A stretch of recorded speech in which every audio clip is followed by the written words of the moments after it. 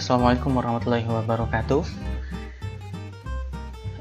Pada bahasan kali ini kita akan langsung berbicara mengenai R. Jadi pada dasarnya ketika R ini digunakan, sebenarnya R ini seperti aplikasi pengolah statistik lainnya. Akan tetapi keunggulannya adalah R bisa menggunakan data yang sifatnya adalah tidak terstruktur. Kalau kita misalkan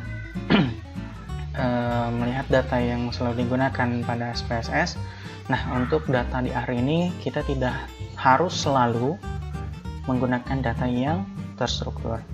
Baik, kita langsung saja ke demonstrasi penggunaan R secara basic gitu ya.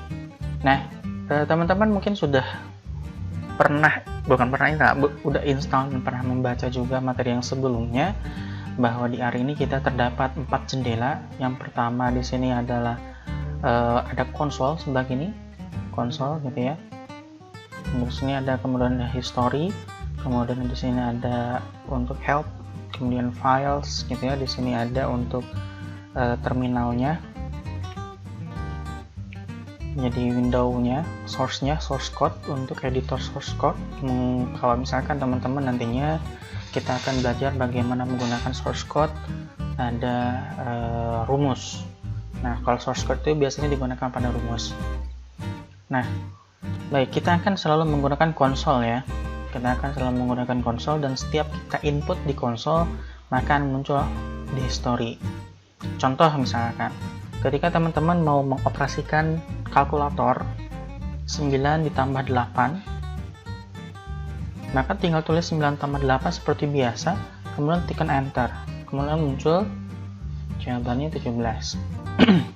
Kemudian 3 kali 5 kan ada 15, muncul di sebelah kanan. Di sini ada history nih, bisa dilihat operasi apa saja yang pernah dilakukan oleh teman-teman gitu ya. Nah, jadi kalau misalkan ada pengoperasian sesuatu, kalau mau recall, lihat aja historinya gitu ya.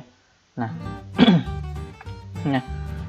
pada R ini teman-teman juga bisa membuat sebuah operasi yang agak kompleks di matematika.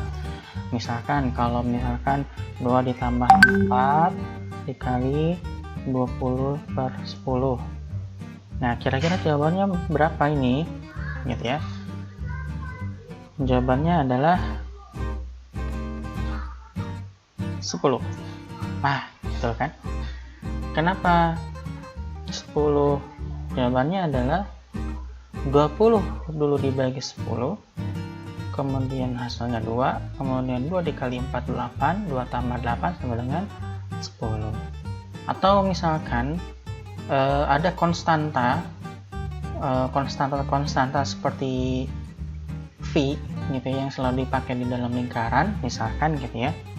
Kita tinggal ketik aja pi, maka muncul 3,141593 gitu ya. Atau misalkan akar dari pi, kita akan menggunakan SQRT. SQRT itu singkatan dari square root ya. Kemudian aturan main di dalam R ini, ketika ada fungsi, kemudian kalau ada variabelnya, maka variabelnya itu misalkan contoh X, maka dia berada di dalam kurung ya. Fungsinya square root, kemudian variabelnya adalah pi, maka dia dalam tanda kurung pi gitu ya. Kita langsung enter 1,772454. Silahkan cek di kalkulator manapun, itu hasilnya akan sama.